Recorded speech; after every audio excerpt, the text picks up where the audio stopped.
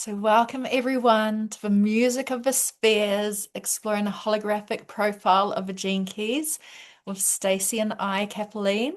We're so deeply honored that you are joining us. And today, this is really going to be a dance as we showcase how the specific frequency bands of a shadow, the gift, and the city play out between different people and the different spheres of the gene keys. And just a little presence of why I'm so passionate about the gene keys and the holographic profile that we're going to explore today is because I've found no other modality that has shown me who I am, what I'm here to do, and who I'm here to love, live, and dance with better than the gene keys. And this is my hope for everybody, that everyone can get to know themselves and love themselves as intimately as I do now.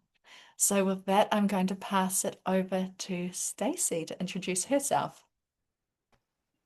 That's so beautiful, Kathleen. Thank you so much. So I'm Stacy, and I also am super passionate about this modality, if you can call it that. I have been a psychologist for 2+ decades, and I have found that it takes a lot of work to do shadow work. And I love that the Gene Keys, I mean, there are so many things I love about them, but besides the incredible specificity that they give us to work with, they also give us the means to be able to do the work that we need to do ourselves. So it's just this beautiful system that enables us to kind of be in right relationship with the stuff that is ours, and not take on things that aren't ours, but work on the things that we came here to transmute, and it gives us a way to do it. So you'll be hearing much more over the course of this time together, but yeah, it's pretty amazing. Okay, so I want to start by anchoring us in with a poem. Those of you who know me already, you know I love starting with poems. So if you want to get comfortable and maybe close your eyes, take some deep grounding breaths into your body, your heart,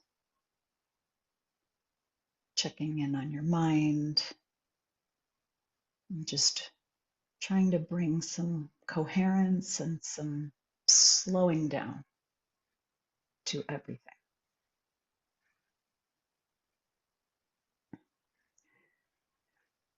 So, this gorgeous poem is called Written on the Wall at Chang's Hermitage by Tu Fu.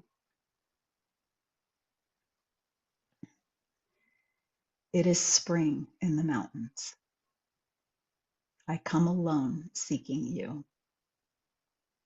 The sound of chopping wood echoes between the silent peaks. The streams are still icy. There is snow on the trail. At sunset, I reach your grove in the stony mountain pass. You want nothing, although at night you can see the aura of gold and silver ore all around you. You have learned to be gentle as the mountain deer you have tamed. The way back forgotten, hidden away. I come like you, an empty boat floating adrift.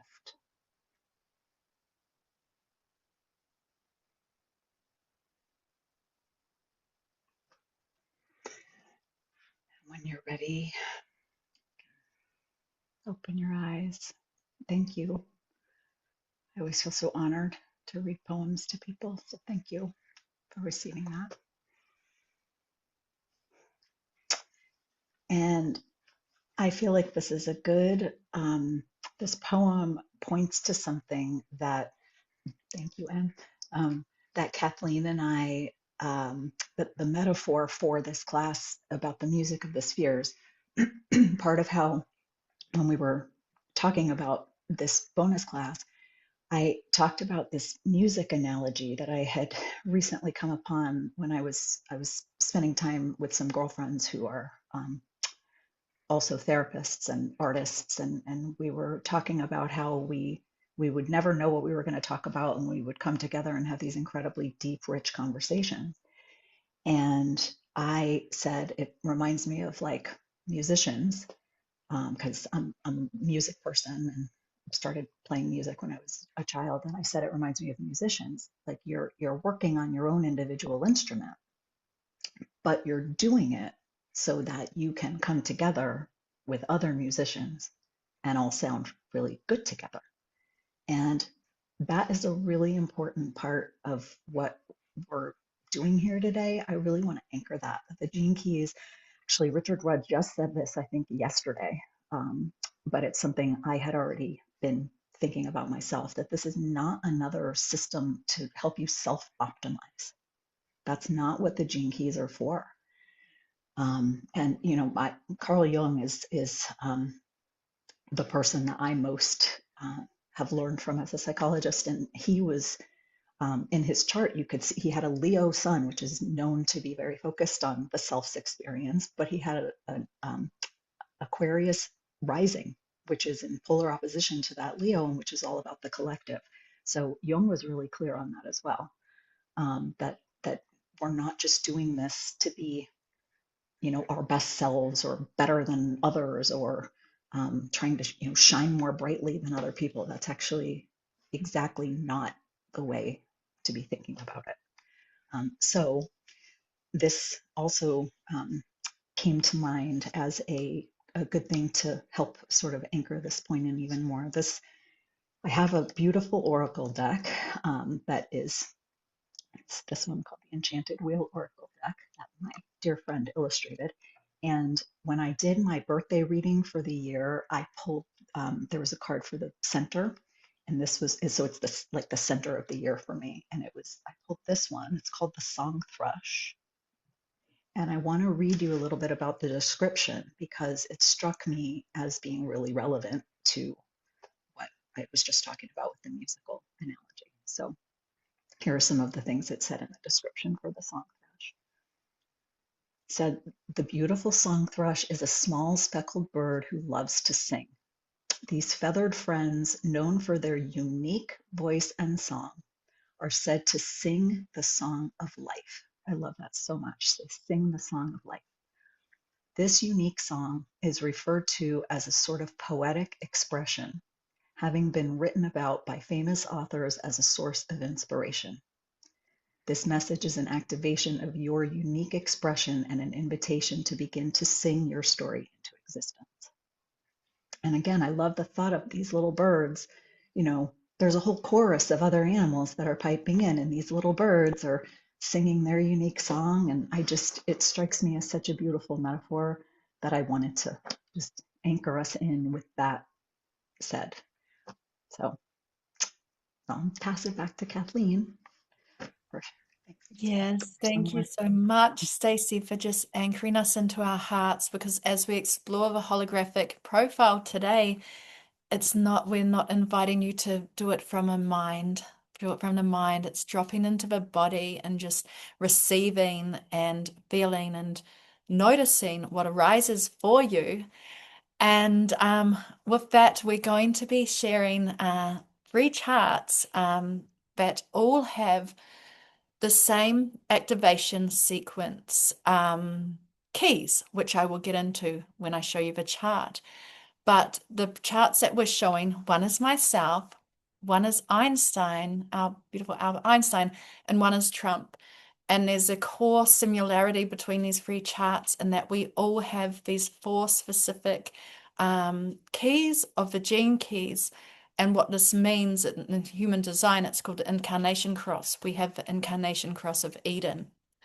And so this year, when I was doing the 13 Holy Nights of Dreaming over Christmas Eve to Epiphany, really the message really came through for me that 2026 is the year that we bridge back to Eden. And what that means is that we return and we remember that Eden is already here. It already lives within us, inside of us. And so as we go through these different charts today, we will see that there's some shadows to work through, but there's some gifts and there's some exquisite Siddhi, which is that Sanskrit word for divine realization and divine gift that is available to us all.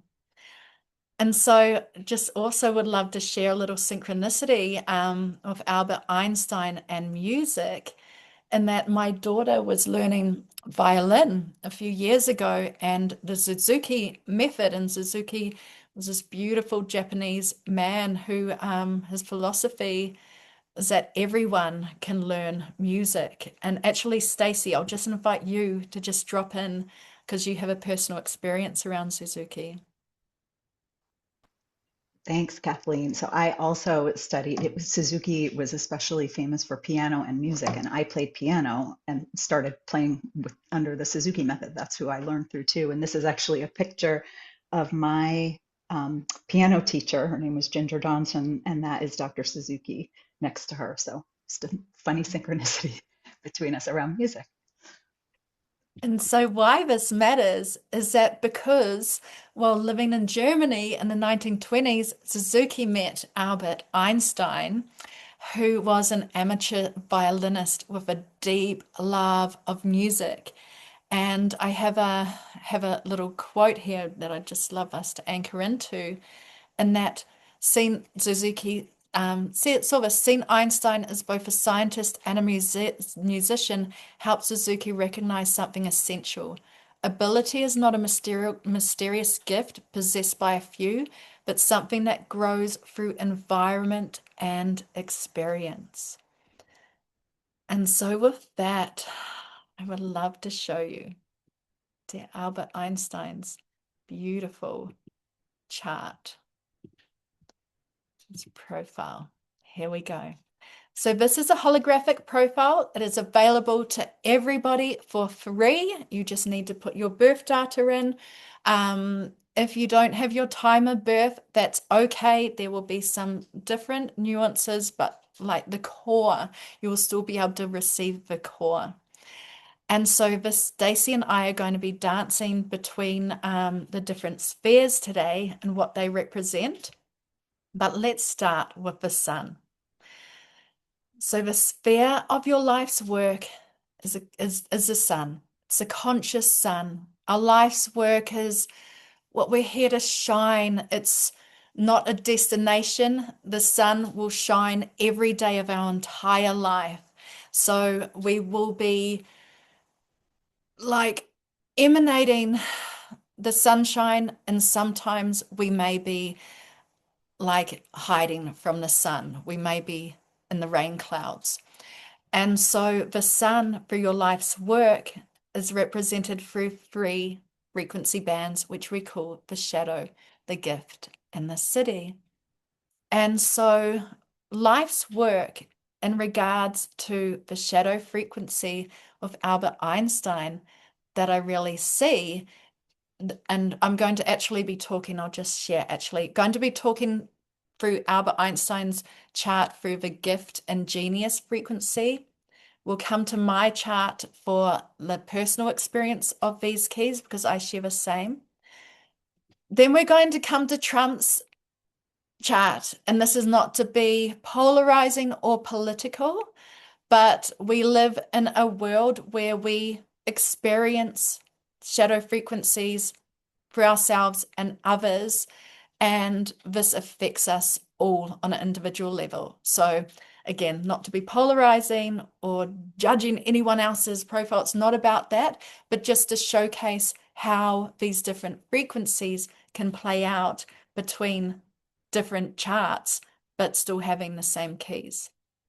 So, back to Albert Einstein, the shadow of turbulence, yes, it's a shadow, but it was the turbulence of Albert Einstein breaking away that Newtonian from Newtonian physics, like breaking out of the norm that enabled this incredible um, gift of looking beyond what was previously thought of in stone science into something that actually helped humanity and is still helping us today. And so I just really wanted to bring that in, like the shadow is actually such as rich, fertile soil for us to take something, be that our own energetic turbulence, which I'll get to, or turbulence that we see around us, and cultivate it into something magical for humanity. And so, just on a personal level, I have the same key. And turbulence for me, when I saw my profile for the first time, I was like, oh my gosh, this makes so much sense because I've been in like roller coasters and storms, and I've been turbulent. I've been reactive, but I've also repressed a lot in my life. And I recently learned that because I've always associated with turbulence with the ocean, because I'll just note this as well, our life's work is connected to our sun sign. So whatever your sun sign is your life's work. But I recently learned that the salamander is associated with this gene key 36.3, and the salamander is connected to walking through fire and initiations through fire. So these are just, yeah, some personal experiences of turbulence, of how this can play out on a personal level, how it can play out on a collective level. And just, we're going to get to Trump a little bit later to talk about turbulence and how it plays out for him, because Trump has a different, he was born at the exact opposite day of Einstein, actually, on the 14th of June. Einstein was born on the 14th of March. Trump was born on the 14th of June. And so his keys are just opposite to where mine and mine and Einstein's keys are. So just back to, so if you have any questions about the life's work, just place them into the chat and Stacy and I will get to them at the end. But I'm going to keep us rolling to come down to evolution.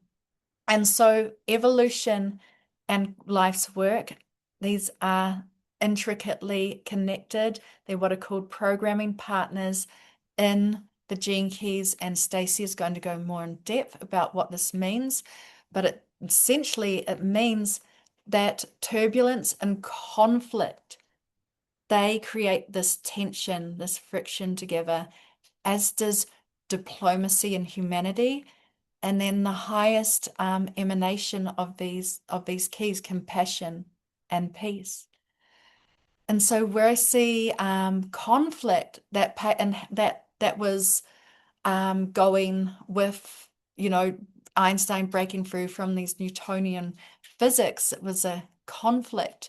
And actually, he was conflicted himself with his discoveries. And when he was looking and learning about quantum entanglement, he called this spooky distance at a science because he like could not understand it. So it was this conflict about what mainstream science was saying what was real, and then what he was experiencing. But then the diplomacy is like, how do we piece these pieces together for humanity and not just keep the polarization or the division? How do we break free from the friction and what is holding us back? And so that's really what the evolution sphere is about, is what drives us evolutionary for our DNA personally to evolve and to evolve as a collective as well. And so with that, I will just share a personal experience of conflict and turbulence from myself is that the conflict that I feel really personally is around relationships with others and perceived perceptions of what others are feeling. Because the 36 gene key is a very emotional key, and we can feel what's going on in the world.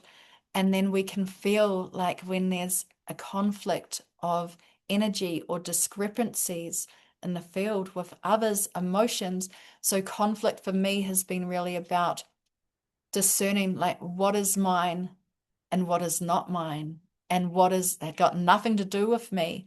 And if it does have something to do with me, because I have been, I have been an instigator of conflict throughout my life, how can I own that and come at it with a different perspective, a different view, to bring this gift of diplomacy of seeing what the other pieces of this puzzle are, and therefore be able to see like us all as beautiful divine humans having these conflicting, turbulent experiences. But how can we have compassion, and how can we see each other each as these beautiful blossoms of all different shapes and sizes?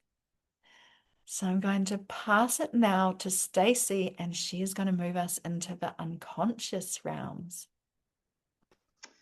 Thanks, Kathleen. And thank you also for your honesty. I feel like you're modeling so beautifully what is needed with the Gene Keys work, which is you really do have to be willing to own your shadow material and bring that self-awareness. And it's you do it so beautifully. And it's wonderful. That's like my love language. I feel like. um, so anyway, okay. So the we're going to talk now about these other two green keys. So they're coded in color by sequence, and so we're talking about the activation sequence, and those are those green keys. And so the green key that's all the way across the chart from the evolution is called your radiance. And now I'm going to say a little bit about the fact that we have two different charts we're working with before I explain more about the radiance key itself. So, one of the things that human design was so brilliant in bringing, and the gene keys also followed this path, is that it saw, so astrology always, we have our natal chart, and human design had this idea that, well, it's not, it wasn't, it was a transmission, that there was a second chart, or I should say a first chart, and that the natal chart was the second chart, but that the first chart was cast 88 days before the person's birth. And that is known as the unconscious chart, or the design chart. But I really like thinking of it as unconscious because the interplay, Kathleen mentioned before the natal chart as the conscious chart. And I think that interplay between the unconscious and the conscious, I already think is brilliant. But if you know anything about astrology, a chart that is 88 degrees before your birth there's a lot in there that is functionally square to your birth chart. And so it creates, squares are about tension. So it creates this tension to have these two charts. And that tension is then for us to work with in our lives. That's what our lives essentially are, is trying um, to integrate these two charts that have a hard time going together super easily. That's what our work is in our lifetimes.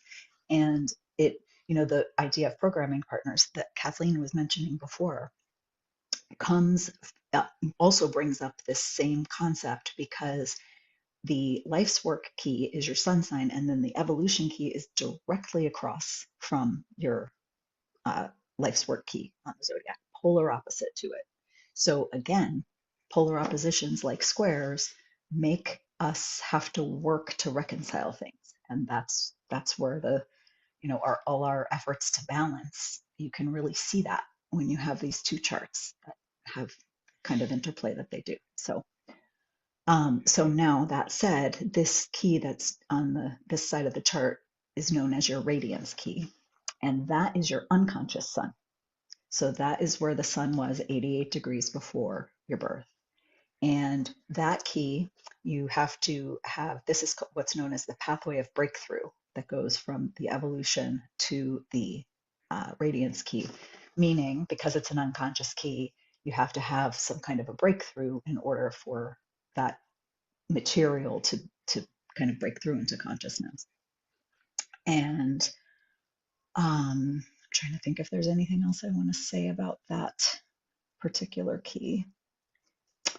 Um, I just wanted to say that as a Jungian, one of Jung's most famous quotes, I feel like this design chart helps just make it that much more clear how right he was, which is that quote, you may know it already, until you make the unconscious conscious, it will direct your life and you will call it fate. So I think it just all the more rich to have this unconscious chart, So anyway, the radiance is that first key of the unconscious chart, which is why choosing this moment to talk about that chart. So across the zodiac wheel again in the unconscious chart is your purpose key at the bottom. So these two, your evolution, your life's work and evolution, is the first set of programming partners that are polar opposite, and then that's the conscious pair, and then the unconscious pair is the radiance and the purpose. So those two again are in a polar opposite stance to each other. And the purpose is so if you think of your life's work at the top of the chart in your sun sign position, your purpose is about who you're here to be. So your sun sign is much more about how you're going to be doing your work in the world, and your purpose, you're just sort of, it's the base of your chart. I mean, that I think is a telling thing. So yeah, there's a lot more to say about all these keys. I don't want to get too into any of them, but hopefully that explains what these different keys are. So that purpose key is actually your unconscious earth, it's called, and it's where the earth was relative to the sun 88 days before your birth. So now, well, actually, before I move into talking about the Venus sequence, I don't know if there are any insights in the chat, Kathleen. Well, yes, I will. Question. I'll come off sharing soon, but just wanted to say also our radiance is deeply connected to our vitality and our health, and it's what we need in order to be healthy. It's the gift of your radiance is what you need to like be thriving in your health. And so I just will come and show us. Um, just move the chat. Oh no, the chat's in my way. Go away, chat. I just want to go over to hang on. I love that the chat's popping off, but I can't go to the other ones. So I just wanted to show, so Trump has the keys that I was just speaking about. Um, he has the turbulence, his radiance, and the conflict, and his purpose, and just a way that can look at the shadow of turbulence and conflict playing out. I wonder if there's something that comes up for you around how you see these shadows playing out. But one is definitely um, what's going on in the States right now with the division and essentially, which is that conflict and that turbulence, which comes as soon as there's an us and a we, an I and a them. So this is what we mean by the shadow frequency. Whenever there is a separation from us all being these incredible, unique, divine beings, this is when the shadow frequency is playing out. But also, this is why we emphasize that the shadow alchemy is one of the most powerful tools that we can do for humanity, is because the more of us who are tapping, like alchemizing these shadows or taking these shadows of the collective and working through them, just like Albert Einstein did with that turbulence frequency, the conflict, And working through them personally, this helps to influence our whole collective field. And with that, it's like the world cannot stay in this lower vibratory state of the shadow. It just can't. So it's essential that we all do this work so that all these shadows of leaders are not affecting all of us and creating all this despicableness that is playing out with all the leaders in the world at the moment. So I'm just going to, not all the leaders, I'm okay. No, not going to generalize. I can't think of any leaders off the top of my head, any politicians off the top of my head that are not being, um, you know what's at the moment, but the politicians, yes. So we'll just come back to the chat to see. M says, love the song Fresh, Stacey. They're very special to me too. I love the synchronicity of you sharing that. Yes. And M says, even just the words, the gifts, shadows, and cities of the keys. So many of them we seem to think mean something else. Just working with the words has been a huge shift for me. Understanding how words have also been almost changed or morphed over the years. The words we use create so much division and strange ideas that aren't even real. And yeah, Janie says definitely role modeling that well for us all. And yeah, Em, that's really important fact actually as you go on your own inquiry with your holographic profile. There is a Gene Keys book, which is phenomenal that you can dive into. There are the Wisdom Keepers Oracle decks that are go alongside your holographic profile, your personal keys. There's a dream arc that has 100 and something or rather animals of the underworld, mammals, birds that are associated with each key. You have incredible resources that are free, and even despite and courses that you can take, but you can also just look at your chart and look at the word and see what that word represents to you. And I played around with my chart before, being like feeling in a turbulence, or feeling some of his shadows, and just looking at my chart and going, yeah, I'm feeling that. I'm feeling that. But that's a gift. And just contemplating that gift. So this really is the most incredible portal for you to work with, no matter how deep or how little you go into it. And so with that, Stacey is going to take us into the Venus sequence now. Awesome. Thank you, Kathleen. And I'm going to start actually with a quote from Richard that I think is so beautiful. It's in the Venus sequence, that speaks to what Kathleen was just saying. So this is from Richard Rudd. Every time we heal a part of our heart, a little more of our greater being incarnates into the form. In time, we will come to manifest our higher purpose in life. So it feels like a good time to say that quote because the first key of the Venus sequence, so those are the red keys, and you can see that that purpose key is both green and red, which means that it is the last key of the activation sequence and the first key of the Venus sequence. So these 6 keys, there are 6 keys in the Venus sequence, and it's a very, very powerful deep dive into opening your heart. One of the things that Richard says about the purpose of the Venus sequence is he says it's to be able to return non-love with love, which is such a good reminder, I think, of what Kathleen was just talking about.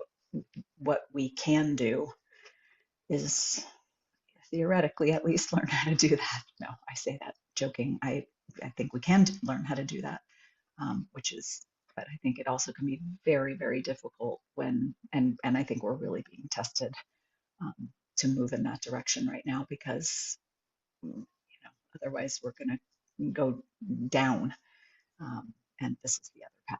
So,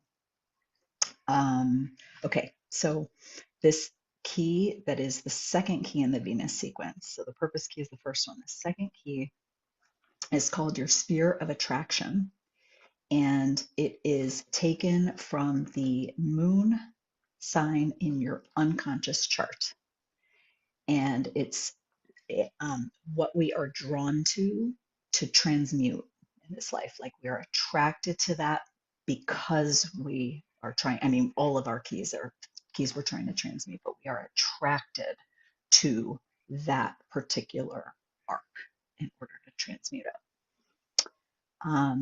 And then, so these next three keys are chronological in order, but the way you go through them in the Venus sequence is you back in. So they call it unpicking the weave. So I'm going to tell you about them in the order that you go through them in the Venus sequence, but just keep in mind that we're backing in and going reverse chronologically. So this IQ key represents your mental defense patterns that got laid down when you were between the ages of 14 to 21, because that's what we're doing at that point. So when I finish explaining the reverse chronology, hopefully it'll make more sense. But this basically um, has to do with how we develop over the course of time, which is why it's just so powerful. So those mental defenses are from the ages of 14 to 21, and that's what that IQ sphere represents. The next sphere to the right is your EQ. And that, oh, I forgot to say, your IQ is represented by Venus in your natal chart, in your conscious natal chart. So that's the IQ. Then your EQ is Mars in your natal chart. And you can see why the EQ and the IQ are going to have a relationship that is inherently somewhat challenging because those two planets are so different archetypally. So your EQ, the Mars, represents the emotional patterning that got laid down when you were between the ages of 8 to 14. So the EQ is the sphere that, because when we're 8 to 14 and we're learning these emotional patterns, once we get old enough, around age 14, to where we're then into the mental patterns, we can basically build a wall so that we can try and outthink our emotional problems that lie in the EQ. And they lie there very, very immature because we've built this big wall once we get our fancy mental operations that we can use to not have to get so emotional. So the EQ is kind of famous in the Venus sequence for being this key that stays in a very immature form usually because we develop these quote superior coping mechanisms that make us feel safer. Um, so then you go, so you can already see just from what I'm describing how powerful these keys actually are. And when you're going through them in the sequence, Richard advises we go through only one a month. So you're taking it nice and slow, and you're really just kind of, it's like I have this image of sediment on rocks, that is just layer upon layer upon layer of sediment. And this sequence is enabling you to kind of like look at each layer individually in a way that is just frankly incredible, I think. Um, so anyway, so then we move from your EQ into your SQ, which I'm going to pass it to Kathleen after I tell you that your SQ is your unconscious Venus, just for those of you who know astrology. So you can picture here, you've got your unconscious moon, your Mars and Venus in your natal chart, and your unconscious Venus. So, um, Kathleen, if you want to say more about the SQ, Mm. which is from 0 to 7, by the way. It's the last Yeah, one. 0 to 7, and our SQ is our spiritual quotient. Just so you know, you have emotional quotient, your intelligence quotient. The SQ is our spiritual quotient. It's our soul, our heart of the chart. Richard says if we take this profile and superimpose it over our body, that the SQ rests over our heart. It's the ocean of innocence. It's who we are at our very core, our SQ.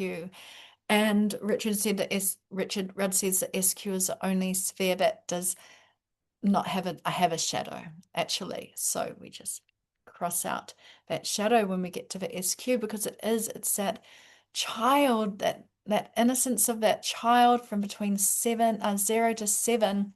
And of course, we take on other shadows as protective mechanisms over this time because we're adapting to coming into this human experience, which can be very traumatic, but it's really the SQ is that inner child and how we can tap into that beautiful gift that is our heart gift to share with others. And just taking Richard's not Richard, Albert Einstein's gift of naturalness. Well, he never wore socks, and he loved walking for hours and hours. And he did have this energy of childlike inquisitiveness and curiosity, which is why he was able to discover so many things.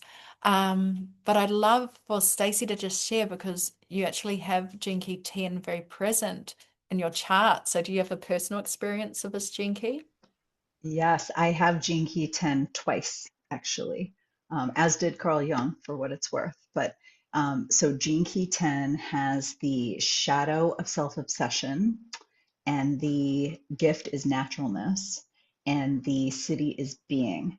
And so I have this key in two places, and one of them I've already told you about. So I'll just say, for the sake of saying it, I have it in my culture up here, which is part of the Pearl sequence that Kathleen will talk about in a little while. But I have it as my IQ, and it was very much my way of dealing with all of the unresolved emotional stuff that was way too big. Even if I had more of an opportunity to process it, I don't think I ever would have been good at it. So because there was so much of it, and so I went straight in to my IQ of 10, which is that shadow of self obsession, and my line, which we're not going to talk about the lines today because it's just too much information. But the lines, if you see that after that decimal point, those are known as the lines, and they provide even more specificity for each of the keys.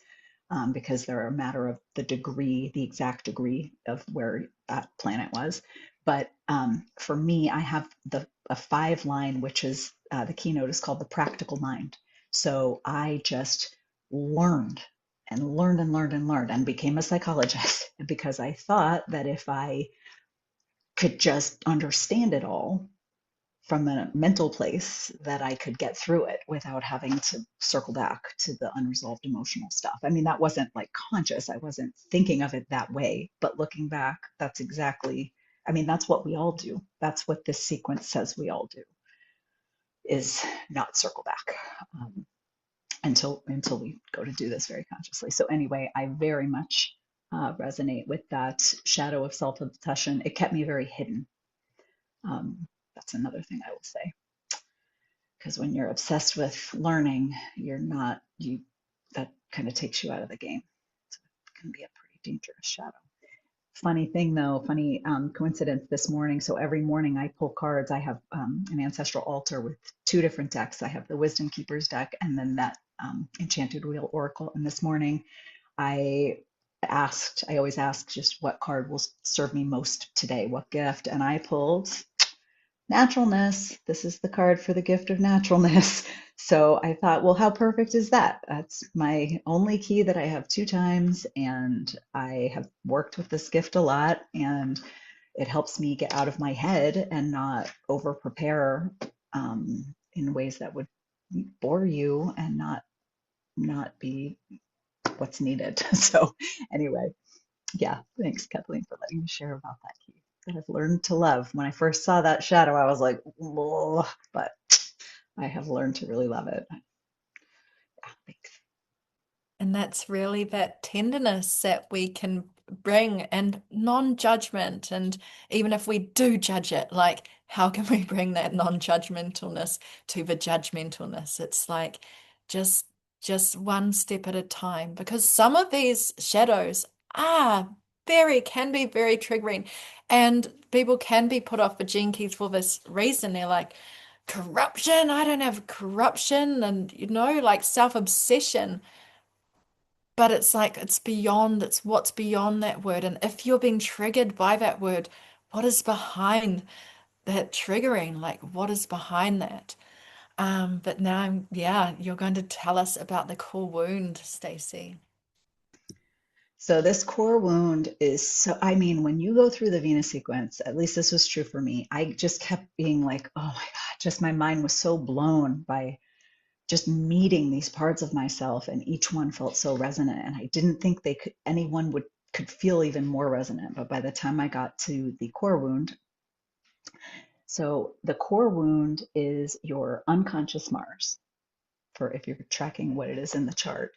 And it represents, so let me back up for 1 second. So the Venus keys, one of the things I am a big ancestral healing has been really important to me. Actually, my Radiance key is called ancestral veneration or ancestral reverence, which is a funny synchronicity, but because I had already been deeply involved in ancestral healing when I learned that. But so the Venus keys have a lot of ancestral uh, density to them because that's just how it works. Where we inherit our parents and our lineages, unfinished businesses from multiple lineages. But this core wound is since it's from your unconscious chart, it is your piece of the collective wound that you came in to heal. So it was before you were even born. You took this on, and Kathleen's going to talk more about this, but it ultimately becomes your vocation, and that's not an accident. That's meant to be that way. One thing I'll say about mine, so I have the core wound of the shadow is inadequacy. I have the 48th gene key in this spot, and the shadow is inadequacy, and the gift is resourcefulness, and the city is wisdom. And I was totally sold on human design and the gene keys when I very first saw this because um, so my design date, which is my unconscious date, 88 degrees before my birth, that snapshot was taken 6 days after my maternal grandmother, so my mom's mom, died of a heart attack totally unexpectedly when I was in utero, 6 months in utero. And so my design chart got taken at 8 days post my mom's heart attack, and then my shadow's inadequacy, which felt, I mean, I could not believe how resonant that felt, because I'm sure as a little fetus, I'm sure I could feel something big had happened and felt totally inadequate to be able to do anything for my mom. Um, so anyway, I thought that was such a powerful, just, and the thought that it's our piece of the collective wound. That's just such a powerful, what a powerful thing to be able to see what that is for each of us. So Kathleen is going to talk to you about how that becomes our vocation. Yeah, and just witnessing that we come here with so much. We come here with our own karma, and so much of what we work with in the Gene Keys is very karmic. But where there's karma, there's dharma. That's our destiny, our path. And so with the core wound, and I'm just going to take us over actually to my chart here, because I can speak more to this on a personal level. So although this sphere is not directly connected to Chiron, I always think of the core wound and a vocation as our greatest wounds become our greatest gift. And our vocation is really what we're called here. to be and do and share for others. And so my core wound is fantasy. But when I can take all of these visions and dreams and magic that has been like just sitting in my cells, not doing anything for so long, and take them and I can anticipate. I can like transform these fantasies, this wound of fantasy, which is not following our dreams, is not turning the key on that door, as we can do this alchemy work, especially going through the Venus sequence and honoring each stage, each, the 0 to 7, the 7 to 14, the 14 to 21, and so forth and so forth. When we can honor each stage of our life and get to the core wound, then we kind of have the fuel. We've been doing this alchemy work to take what we've learned and what we've garnered and create something. And in my case, create something new with it, because that is that an anticipation. 41 is actually the Gene Key's new year. It's a Gene Key of the new year. It's that initiating energy. And so that really, so just, yeah, the core wound really opens up the gateway for us to express our unique vocation out into the world. And so I'm just going to bring us back now to Albert Einstein as we move into the sphere of culture. So our culture sphere is our people. It's our tribe. Our culture, people our culture is our people who we're here to be around. When we're in the shadow frequency of a culture, we may be attracting people who are in that similar frequency range. And so I love that Richard, no, I keep calling Albert Einstein Richard Rudd, both geniuses, right? But Albert Einstein had this 41 gene key in his culture. And so the people who are really drawn to Einstein, I'm sure, are those people with the anticipation, the visionary people who can see beyond the Newtonian physics, the conventional touch, see, feel, three-dimensional, the people who Albert Einstein really touches, are those people who conceive with both the left and the right brain. And I just love that Albert Einstein was a musician and that he loved music so much, because also just going back to the radiance sphere, that radiance sphere, the shadow is obscurity. So obscurity is very much only being able to see from the left brain. It's like having an obscured a mirror that has smudges and you can't see the full picture. But when you step into idealism, the gift, then you can see all the archetypes, all the magic within the world, and it's very right-brained. So, Albert Einstein is a beautiful example of the left and right brain working harmoniously together. So that's the culture sphere. And then we come back to the life's work, which in the Pearl sequence, and the Pearl is our prosperity sequence. The Pearl is like who we're here to serve, how we're here to serve, what we're supposed to be doing to serve ourselves in order to create that abundance for ourselves and the world. And so we come back to life's work, which in turn turns into our brand, which is our energetic blueprint. It's what people feel from us. The gift here is what really drives us and touches other people.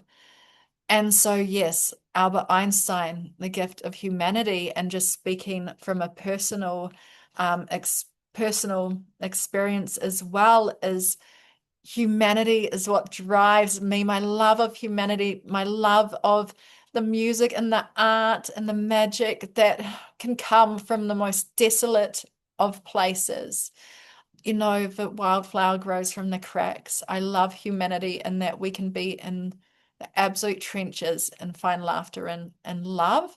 And this is what I love about humanity. And so our brand is really just the energy that we're here to touch others with. It's really that energy that we're here to shine, shine out and radiate out to others. Then we come to the pearl.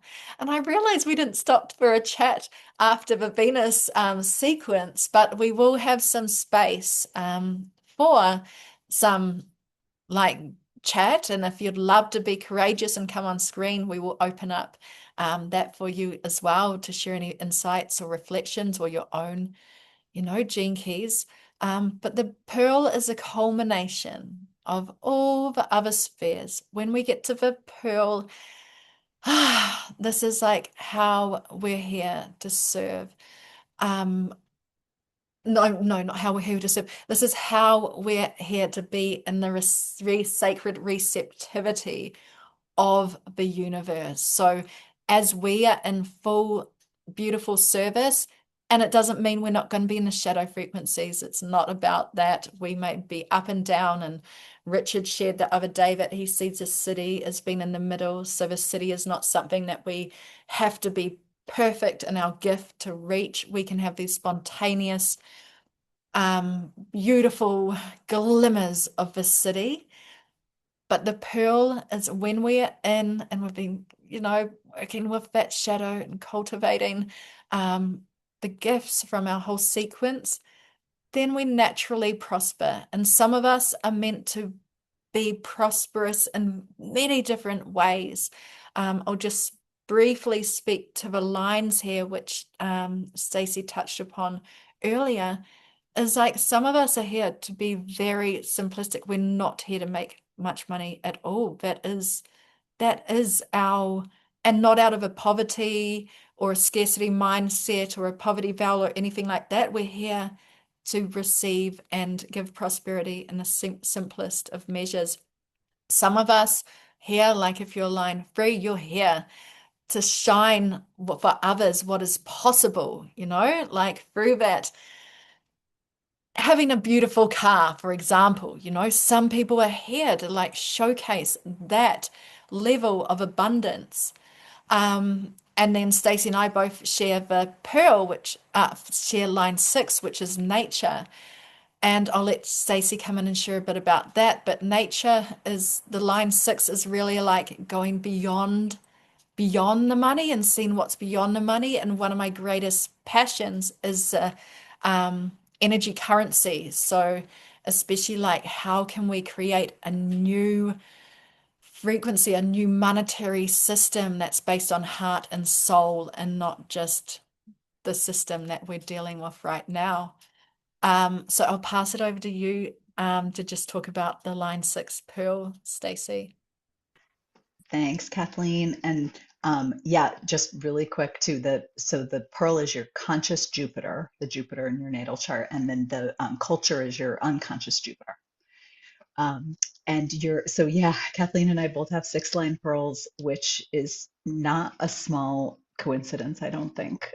We have some other really funny coincidences in our charts, but that one, when I first read the description of the 6-line pearl, so basically there are only 6 lines. When it goes into each key, it goes through line 1, 2, 3, 4, 5, 6, and then it goes into the next key in the zodiac.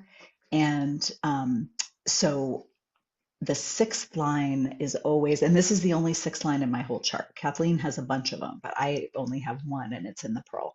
And it's so the 6th line is the last one before it goes into the next key. And so it's kind of looking down from the roof. And when I read the description of the 6th line pearl for the first time, that was one of the things that made me feel the most seen of all the things I've come across in the Gene Keys. Because basically the 6th line in the pearl placement, the 6th line can see how conditional money is and can see how how ultimately we're going to evolve to where we don't need money, and then it will really be unconditional. And so there is this frustration. I mean, this is a 6th line thing, that there's frustration that it's not where it ultimately can be, because if you're that sixth line in any of the spheres, you're kind of up at that the roof. But in the pearl, this particularly pertains to money, and so it's such a funny coincidence that Kathleen and I both have a sixth line in the pearl. Um, but yeah, anyway. Beautiful, thank you. Yeah, um, it's all so synchronistic. Stacey and I actually have in the human design system, um, yeah, you can share the same lines and the same energetic types, and we're both 3-5 generators. We both so we're very connected, Stacey and I. And I just wanted to end with just Albert Einstein, his pearl, which is, we're not going to go into the shadow, but the lightness and the rapture. And so Einstein used to take these naps with a spoon, and when the spoon dropped, he would awake and then he would write down that epiphany, that inspiration that had come through. And that lightness is just letting go of effort.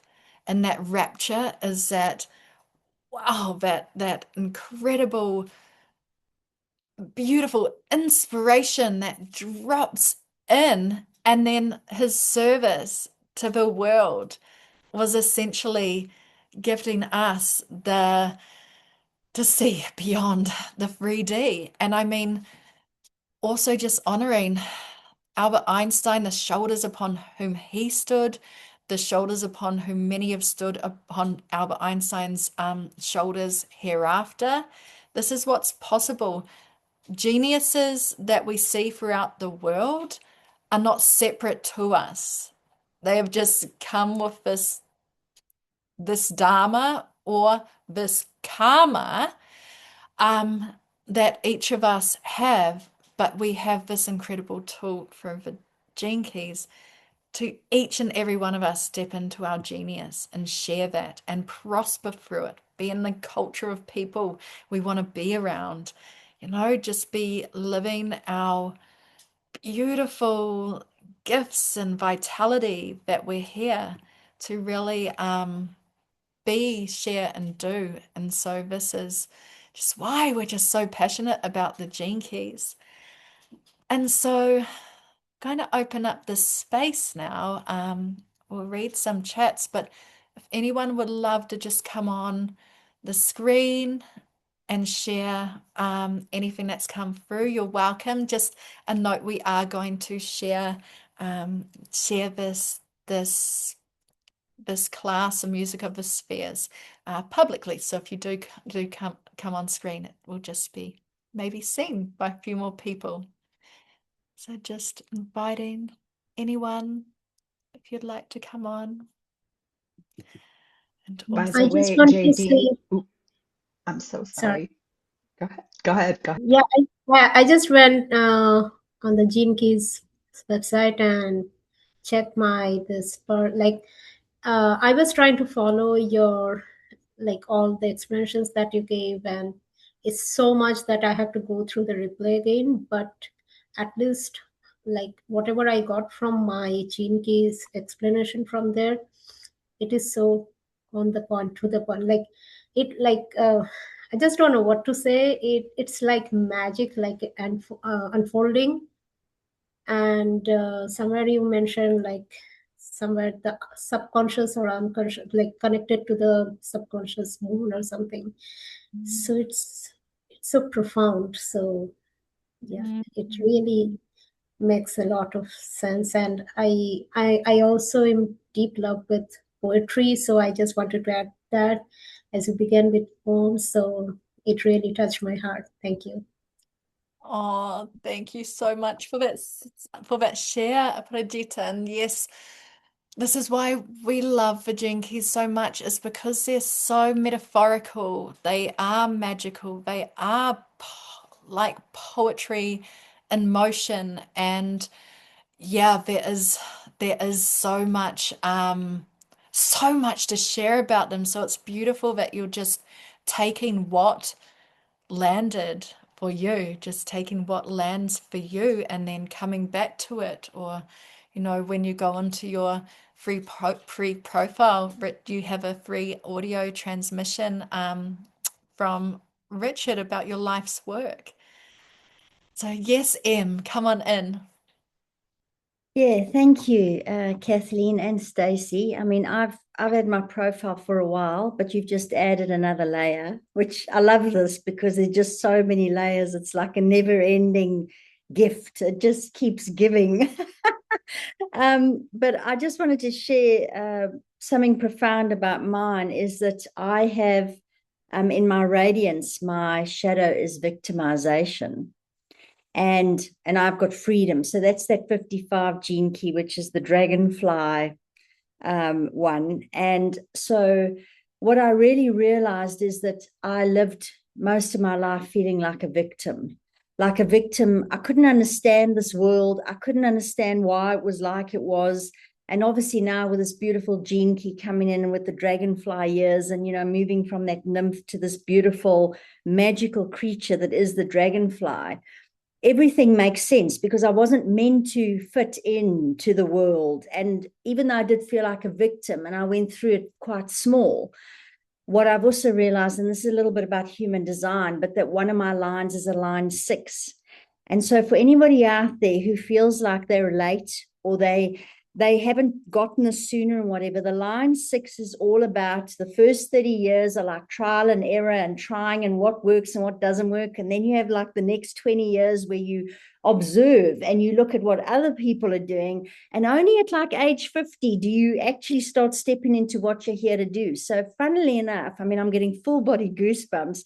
But at the age of 50, all of a sudden, I started a business, did this, did that, and thinking, jeepers, I'm so bloody late to all this. But when I dived into my human design, it's like, because I've now learned through myself, I've learned through others, and now I'm here to bring in this freedom and this magic, and I don't feel like a victim anymore at all. So I just wanted to share that because it's such powerful work, and it's almost like you coming home to the you that's always been in here but has been stuck under all these layers of maybe the forgetting who you are, being in this false world and whatever. And you start to realize, as I think I said this the other day, that the dragonfly is in the nymph, the butterfly is in the caterpillar.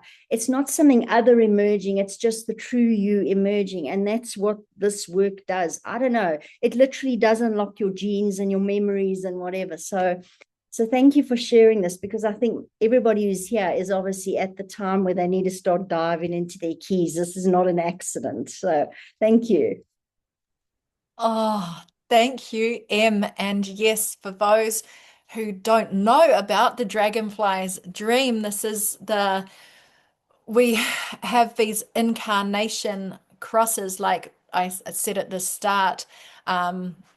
Albert Einstein, myself, and Trump, we share this incarnation cross, which is the incarnation cross of Eden, which is the activation sequence, those 4 spheres that we spoke of at the start. But in 2027, and it's been prophesied by so many ancient cultures, we're moving into this new evolution for humanity, and that is called the cross of a sleeping phoenix.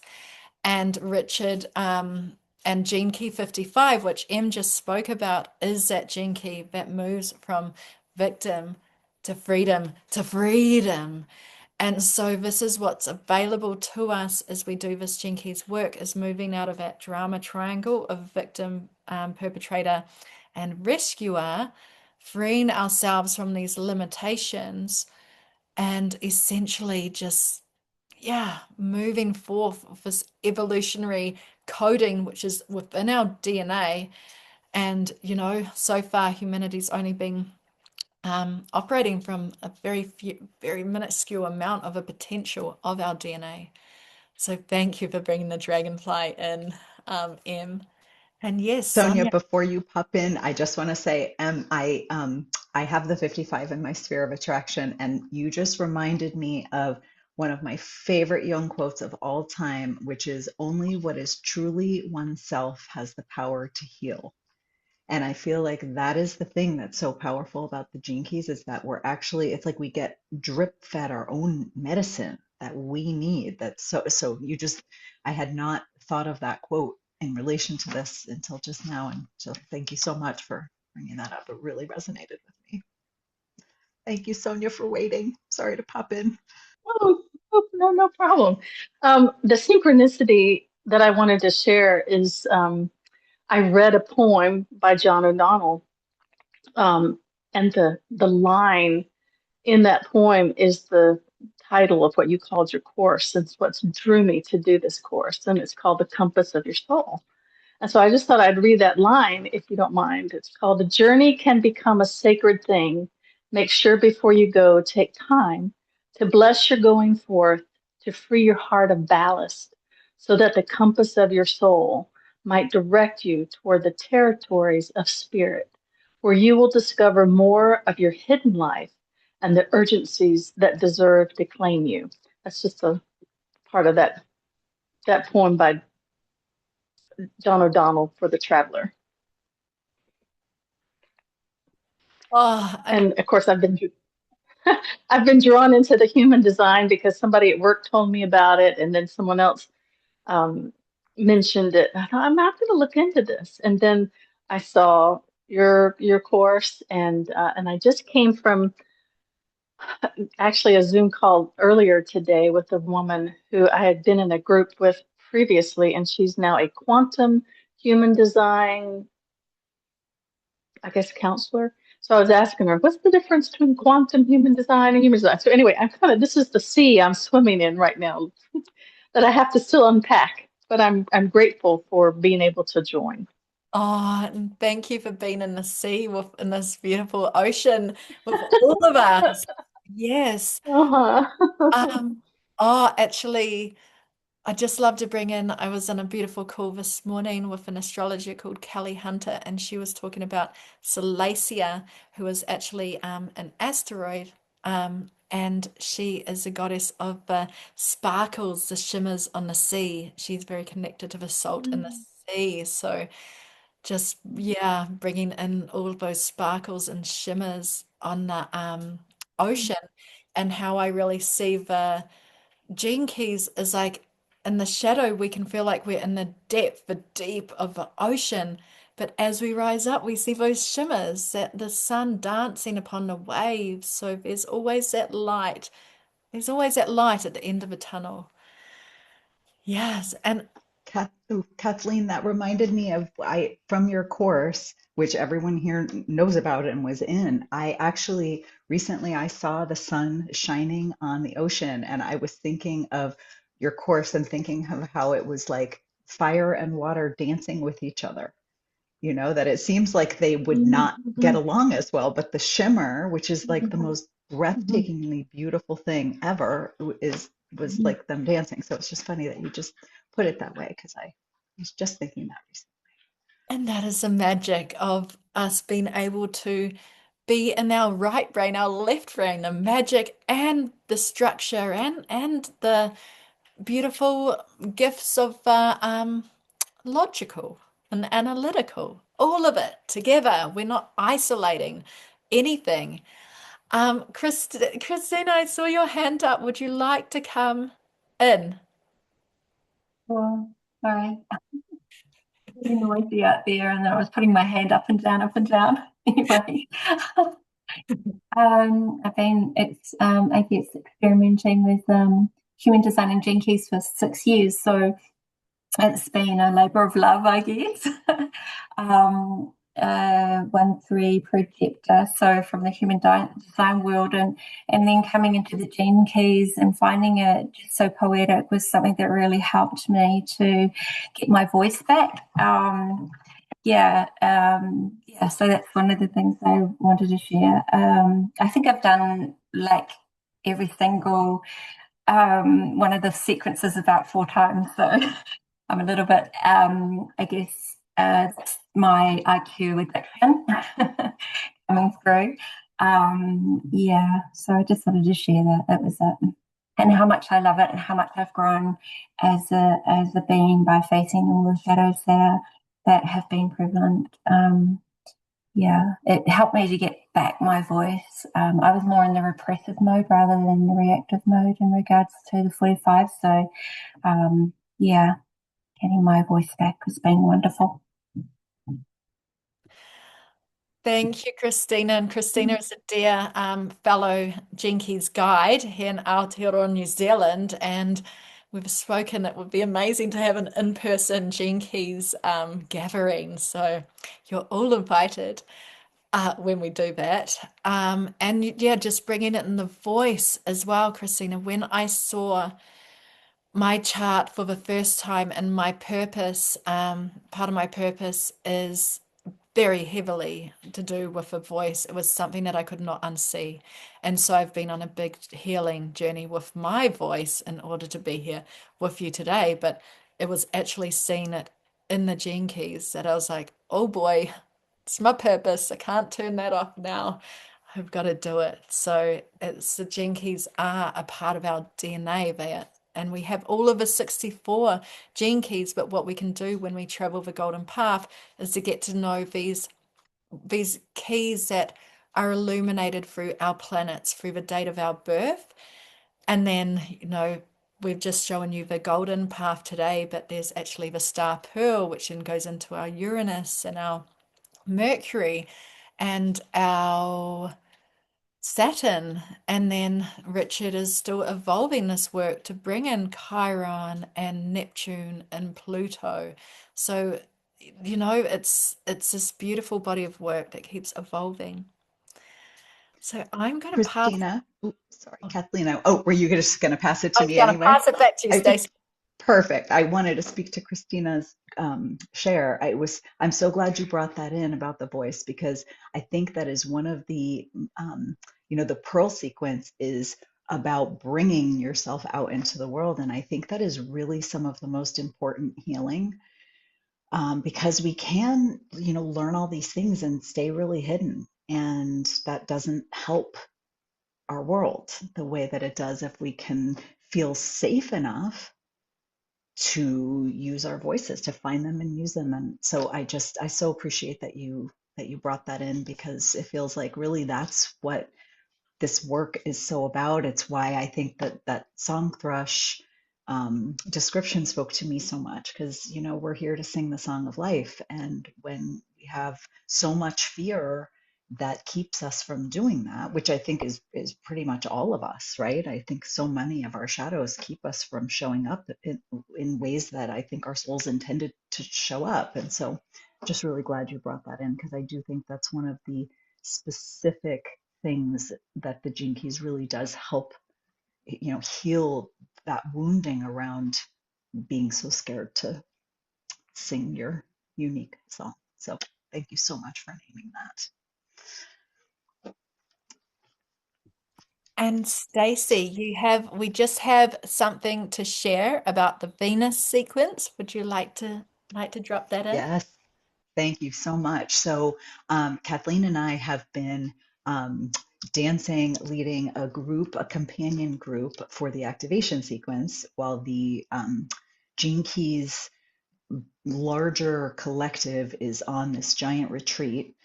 There are these smaller companion groups that help with the integration, because as you already see, there is a lot of information, and the Gene Keys collective body is very large at this point. There are a lot of people on this retreat, which is wonderful. But Kathleen and I are offering a small group experience for anybody who wants to go through the Venus sequence.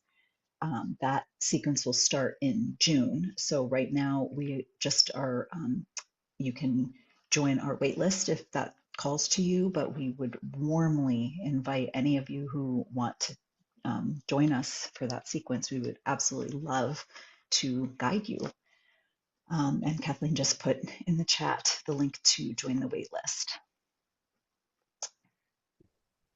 Yeah, thank you. And thank you, Stacey. And yeah, the Venus sequence, which starts in June, will be a 6-month journey alongside Rudd. Richard Rudd is leading the Golden Path journey for the last time.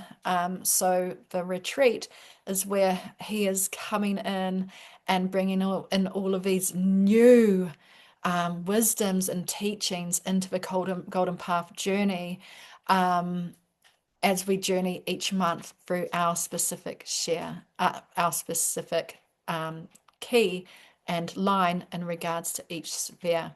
And so when we start the Venus sequence in June, we'll be going through each sphere of the Venus sequence over each month. And so Stacy and I have just offering this very intimate, only 13 in a container, very intimate, so we can each co-contemplate our spheres together. The activation sequence, the elements and the dragons have been with us for the Venus sequence. Very much feeling the bees. The bees are wanting to be with us in the Venus sequence. So just if you're feeling a little bit of inquisitiveness around, please just sign up for the wait list. I've shared it in the chat. I'll share it in the replay. And we'll just be able to update you when more gems and more dates and stuff come in. And so I'll just read a few more from the chat, and then Stacy is going to wrap us up with a beautiful poem. And Christina says, I love how the house also can influence the theme of the moon and the unconscious attraction key. Do you have something to say about that, Stacy? I have one of those charts that changes my house system so completely that I don't end up so I don't even actually know which house my unconscious moon is in. I know which house my natal moon is in, but not my unconscious one. So yeah, no, I don't have anything more to add, unfortunately. But that But just, I can see why you say that, Christine. yeah, and that just opens up like how much potential there is to work with the astrology, with the gene keys, with the house systems, with all of the nuances. And I mean, the gene keys encompass the I Ching. So working with the hexagrams of this ancient Chinese oracle and the Kabbalah, the tree of life, the chakra system, the quantum, the holographic. It's real, it's alive, it's in the field. So there's so many ways. And Leela asks, what is an easy way to do this? Work with our own profile. Where to start? So start with your life's work and just bring some inquiry around that shadow, the gift, and the city, even if it's just those words, like what do they mean? Do you feel a little bit triggered around the shadow? Or I know, Leela, that you are an incredible artist and you bring these vision boards to life. So maybe working with the sun and those specific shadow gift city, like what opens up for you from your own inner realms. So that's a way to just start for free.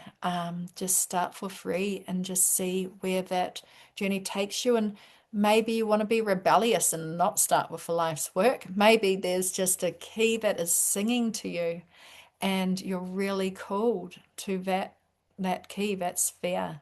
So because they're the planets as well, the planets are speaking to us, and there may be transits going on that are very intimately connected to you. Also, when you create your free profile, you'll be added to the newsletter and you'll get the weekly pulse. So you'll be able to hear the audio from each week, because how the gene keys work is they move through a different line, which is a degree of a zodiac each day, and that's how line 1 to 6 are formed. And so every 5.5 days, a new gene key comes into the collective field as well. So we can work on an individual, personal level and a collective level as well. So I hope that has answered any questions. But now you know where to reach me for more. And just pass it over to Stacy to close us up. And thank you everyone for all of your participation, for all of your love, for wisdoms shared, and for just being here holding the field for us to do this new dance. Yes, thank you, first of all, to all of you for being here with us. We're so grateful. And we actually talked about it before that we're so grateful to get to do this with you guys. It feels so safe, and we're so grateful that you held this space for us and with us. I just want to say, Kathleen, I'm not positive that you get signed up for the Pulse when you create a free profile. I think you still have to sign up for it. And I want to make sure everybody does, because it's really, really good. But I don't, are you sure that you automatically get signed up? I'll put a link in the replay email just to make sure that everyone can get Yeah. signed up. Yeah, because there's a little spot. If you don't automatically, there's a place down below but I highly recommend that you sign up for that, because you can learn the different keys as they're transiting through, like Kathleen was saying. I also just want to say I love the bee metaphor, because it's like we'll be having a little hive that we're inviting you into. So it's a really sweet metaphor. I love that. Okay, so now I'm going to read you guys a gorgeous poem that could not, I hope you agree, to Kathleen and I, it seemed like it could not have been a more perfect poem to end with. It's by Rilke, and it is called Love Song. So again, if you want to just get comfy and maybe close your eyes, this will be our final offering to leave you with. So here is this gorgeous, incredible poem by Rainer Maria Rilke called Love Song.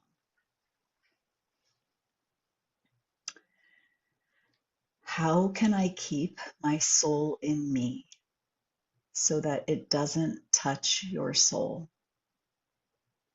How can I raise it high enough past you to other things?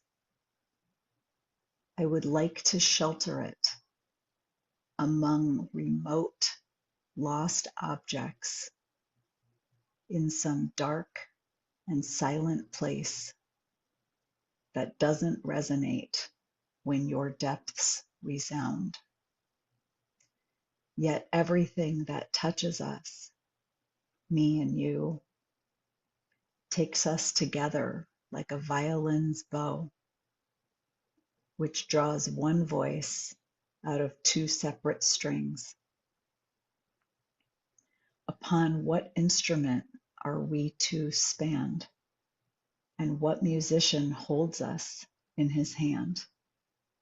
Oh, sweetest song.